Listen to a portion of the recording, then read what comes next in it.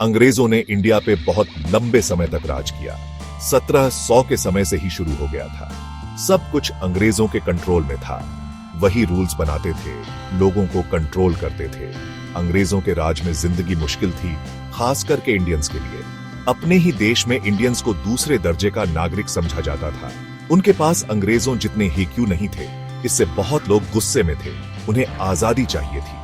जैसे जैसे समय बीतता गया, बहुत से इंडियंस को लगा कि अब बदलाव का समय आ गया है। वो किसी और देश के कंट्रोल में रहकर थक चुके थे। वो अपने फैसले खुद लेना चाहते थे। वो अपने देश पे खुद राज करना चाहते थे। आजादी की ये चाहत और भी मजबूत होती गई और आखिरकार इसी से आजादी की एक बड़ी लहर उठी। 1900 की शुरुआत में इंडिया में कई अलग अलग धर्म के लोग रहते थे। सबसे बड़े ग्रुप थे हिंदू और मुसलमान। इंडिया में बहुत से मुसलमानों को लगने लगा था कि उनके साथ अन्याय हो रहा है। उन्हें चिंता थी कि अगर इंडिया आजाद हो गया और हिंदुओं का राज हो गया तो क्या होगा। उन्हें लगा कि उनके HQ, उनकी संस्कृति, यहां तक कि उनकी सुरक्षा भी खतरे में पड़ जाएगी। यहीं से मुसलमानों के लिए एक अलग देश का ख्याल शुरू हुआ। मुस्लिम लीडर्स को लगा कि अपने HQ और अपनी पहचान बचाने के लिए उन्हें अपना अलग देश चाहिए। उनका मानना था कि एक अलग मुस्लिम देश में वो बिना किसी डर के अपने धर्म और संस्कृति को मान पाएंगे। एक अलग मुस्लिम मुल्क की लड़ाई में एक नाम सबसे आगे था, मोहम्मद अली जिन्ना। जिन्ना एक बहुत ही होशियार वकील और मजबूत लीडर थे। वो मुस्लिम लीग, जो मुसलमानों के हकों के लिए लड़ने वाली एक पार्टी थी, में बहुत जल्दी आगे पहुंच गए। उनका मानना था कि हिंदू और मुसलमान दो बहुत अलग कम्युनिटीज हैं। उनका कहना था कि वो एक देश में मिलजुल कर नहीं रह सकते। वो कहते थे कि उनके धर्म, संस्कृति और रहन सहन में बहुत ज्यादा फर्क है, जिसे अनदेखा नहीं किया जा सकता।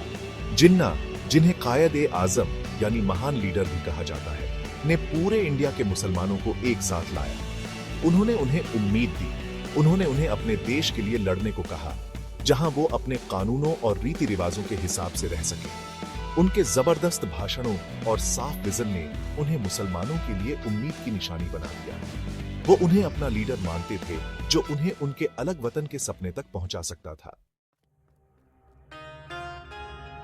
सेक्शन 4 बंटा हुआ देश पाकिस्तान और इंडिया का जन्म। दूसरे विश्व युद्ध के बाद अंग्रेज इंडिया को आजादी देने के लिए तैयार हो गए, लेकिन मुसलमानों का क्या होगा, ये सवाल अभी भी बाकी था। बहुत सारी बातचीत और बहस के बाद यह तय हुआ कि इंडिया का बंटवारा होगा। दो नए देश बनेंगे, इंडिया जहां ज्यादातर हिंदू रहेंगे और पाकिस्तान मुसलमानों के लिए। 14 अगस्त 1947 को पाकिस्तान बना। मुसलमानों के लिए यह बहुत खुशी का दिन था, लेकिन साथ ही दुख और दर्द का भी समय था। इस बंटवारे से बहुत बड़े पैमाने पर लोगों को अपना घर छोड़ना पड़ा। लाखों मुसलमान इंडिया से पाकिस्तान चले गए और हिंदू पाकिस्तान से इंडिया। लोगों का यह मूवमेंट शांतिपूर्ण नहीं था। हिंसा भड़क उठी और बहुत से बेगुनाह लोग अपनी जान गंवा बैठे। सेक्शन 5, नई सुबह, नई चुनौतियां। आजादी के बाद का पाकिस्तान। पाकिस्तान का बनना तो बस शुरुआत थी। नए देश के सामने बहुत सारी चुनौतियां थीं। उसे एकदम शुरू से सरकार बनानी थी, अर्थव्यवस्था खड़ी करनी थी और लाखों रिफ्यूजीज का ध्यान रखना था जो इंडिया से आए थे। संसाधन कम थे और राजनीतिक हालात भी ठीक नहीं थे, लेकिन इन सब मुश्किलों के बावजूद पाकिस्तान के लोग एक मजबूत और कामयाब देश बनाने के लिए दृढ़ थे। उन्हें पता था कि उन्हें बहुत लंबा रास्ता तय करना है। उन्हें एक ऐसा देश मिला था जहां संसाधन कम थे और समस्याएं बहुत, लेकिन उन्हें उम्मीद थी। वो पाकिस्तान को एक कामयाब देश बनाने के लिए कड़ी मेहनत करने को तैयार थे। आगे का सफर मुश्किल था, लेकिन उनका हौसला बुलंद था।